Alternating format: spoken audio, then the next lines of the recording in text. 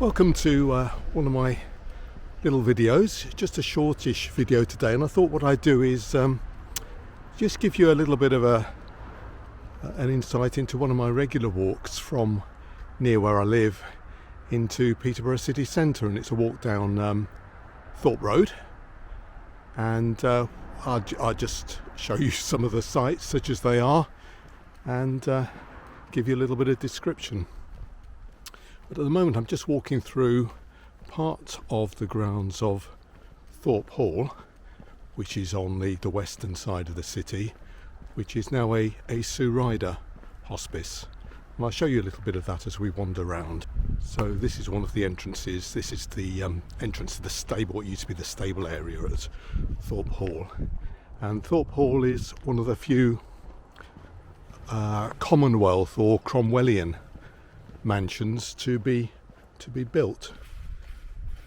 So built in about the 1650s, and built by a chap called Oliver St John, who I think was in effect the Attorney General of the day, Cromwell's main legal advisor, or the government's main legal advisor. Now if you come into Peterborough on Longthorpe Parkway, which is the main parkway spur from the ring road system that brings you into Peterborough city centre, then you'll pass this, but you'll pass this on the other side. This is the original main entrance, I suppose. I think the main building is used by Sue Ryder today only perhaps for some offices and administrative purposes, and perhaps for some daycare, I don't know. For many years it was derelict, and for a while it was used, certainly in the 40s and 50s, it was Peterborough's main maternity unit, and then it became derelict and fell out of use before Sue Ryder took it on. But turning away from the main entrance to Thorpe Hall, we're heading down this lovely avenue back towards Thorpe Road proper, and the Thorpe Road was originally the A47, and it comes in from the west of Peterborough, from the direction of Birmingham and Leicester.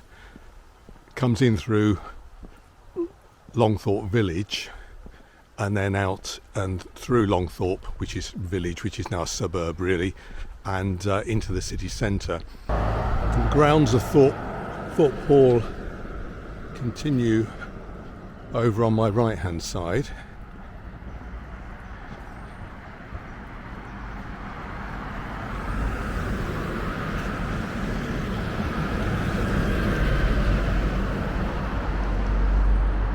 And some of these lovely big houses on my left, quite big. Some of them have been extended considerably, but quite big grounds, big gardens to them.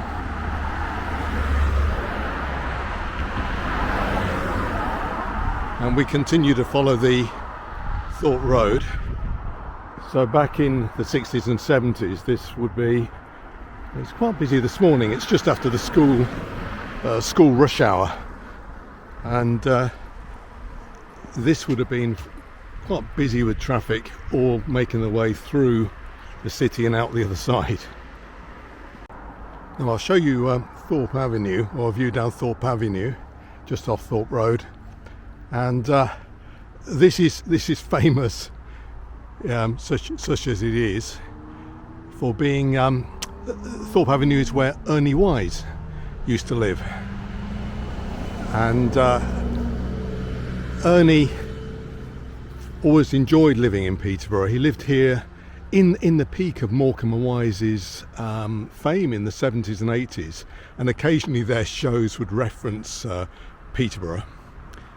And he enjoyed living here. I think he found it a very quiet city where he could be quite anonymous, left to his own devices, and but he could easily get to London or to Hertfordshire for filming and all the work in the entertainment business that he and Eric Morecambe were doing. And he lived in Peterborough because he married a Peterborough girl.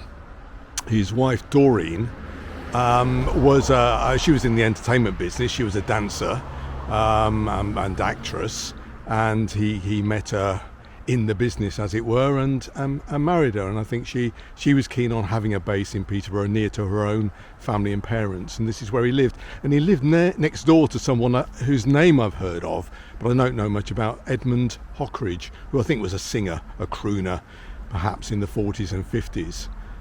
But this is where Ernie lived.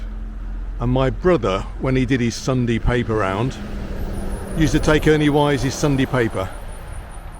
And I don't know whether my brother John ever got a good tip at Christmas time. I don't know. But he used to deliver his papers to him. So you can see here where the road was diverted. It goes round to this roundabout, which is where the new road comes in. Thorpe Parkway comes in to my right. And then the old road originally went just along here, and this is now a cul-de-sac and a popular place for for people to park their cars. So the road has got noticeably busier, and we can see here straight ahead across the roundabout is where Thorpe Parkway comes in off the ring road system, and then over on the left is the entrance to the rowing lake and parts of Neame Park. And then the old road up into Thorpe obviously goes back up there on the right. And a few flowers out on the roundabout today.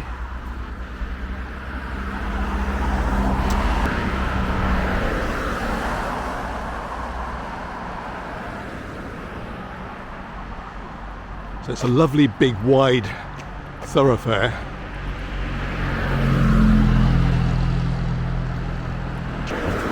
But yeah, you probably travel in along here at considerable speed.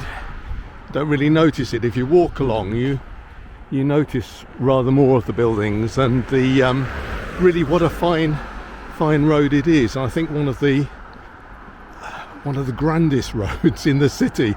And Peterborough's not renowned for a lot that's you'd call grand, I think. And some quite old buildings. I mean, the old cottage on the right hand side is sort of hidden away. We're just approaching the entrance to what is now the Peterborough School, large private school, and this used to be Westwood House School for many years. Westwood House School, I think founded in the 1890s, 1885 maybe, 1890s. Got this lovely lodge at the end here, and it's somewhere I've never ever been onto the school grounds, never been to any functions there or visited, but it's sort of hidden away down there. But it's now the Peterborough School.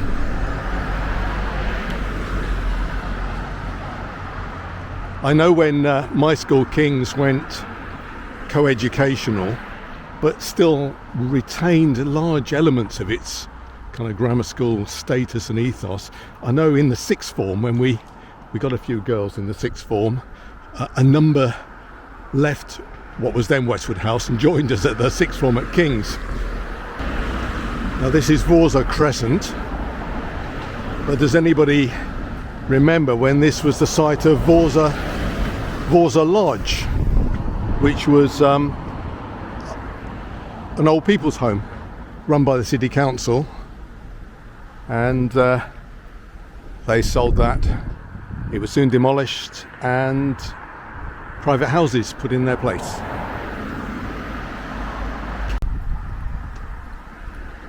It's the Co-op on Thorpe Road. It's always popular. They do good trade there, a lot of passing trade. So that's the City Care Centre, and that's built where, opened in about 2009, built where the former Fenland wing used to be, if anybody remembers that. This is St John's Close, and where the houses are now is where there used to be a car park and the hospital social club and a building called St John's, which at one stage was a workhouse. became a part of the hospital site, and then offices, and then was demolished. So we're getting closer and closer to the city centre now. Past the doctors.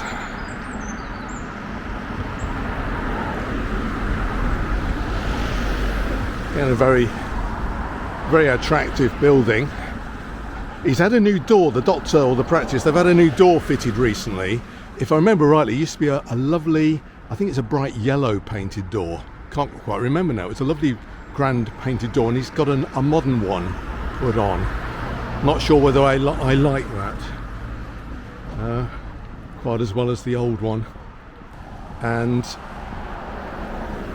where this sort of turreted building is, flats, people will remember that's where the ambulance bay was for the accident and emergency department for A&E. A&E was on the corner here, and I think I will stroll back sometime and just do a little wander around what used to be the district hospital site. It's 10 years, oh no more than that, it's nearly 12 years since the district hospital site was vacated, and there's still building work going on.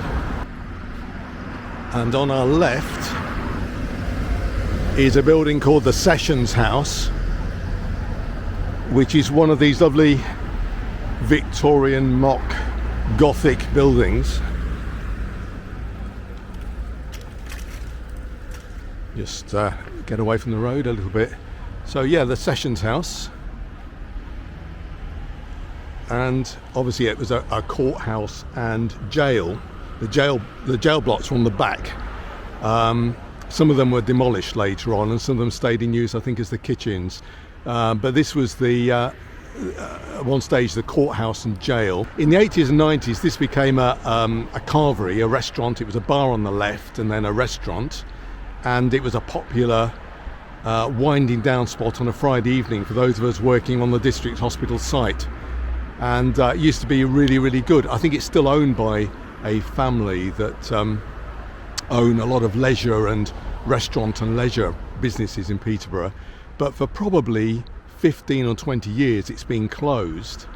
And the main business here is it acts as a car park, which is competitively priced compared with the railway station car parks. You've got a little bit further to walk, but you can leave your car there, and away you go to the station. You've got a little bit further to walk to the station, but not too far.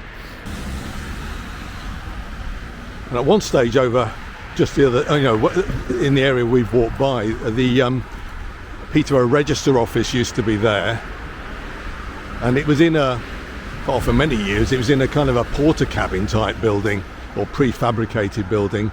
The Register office is now just across the road here. It's in much nicer grounds. There's some offices at the front here, and then it's just away down through there. So yeah, so the Register office is just through there. So it's a place that most people in the city have to go to, perhaps for celebratory occasions and rather sad occasions. And the Quaker Garden and Meeting House is just over the road there. We just crossed Midland Road, and we're starting to head up this slight hill. It's a substantial rise up to Crescent Bridge, which crosses the railway. And I'd long thought it was called Crescent Bridge because of the shape of it, but apparently that's coincidental. It's called Crescent Bridge because there was a road, an approach road called, I think, Crescent Lane or Crescent Road. This was in the days when there used to be two sets of level crossings here, because there were two railways in effect. There was the Midland Railway and the Great Northern Railway, and they each had their own signal box and crossing gates. And I think the bridge here was opened in the 1920s, maybe 1930s, something like that. So this will be a familiar sight. Once you get to Crescent Bridge, you're pretty well in the city centre then. You're there.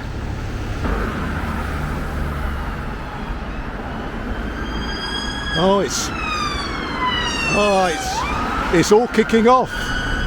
It's all kicking off. The very narrow lanes over this bridge, and everybody, when you approach this bridge, everybody speeds up. It's really funny when you're driving along here. I don't know why it is. There's just this phenomenon that everybody starts racing. And this is where, again, in the old days, this road would have carried on through to Cathedral Square, and then you'd make your way through the city. You'd wind your way through. But these days, let's say the city is bypassed, but you get to this sort of inner ring road, which is, strictly speaking, is called Bourges Boulevard. So it's named after Peterborough's twin town in France, Bourges. But if you're a Peterboroughian, you will know it as Bourges Boulevard. Everybody calls it Bourges Boulevard. The French has been well and truly anglicised, and that's where we're going to get to now. And I think that's going to conclude our visit for today. Now, if you're walking down, you get to this sort of junction. You've got the railway station one way, city centre, cathedral, and the home of the mighty Peterborough United off to the right. Thanks for watching.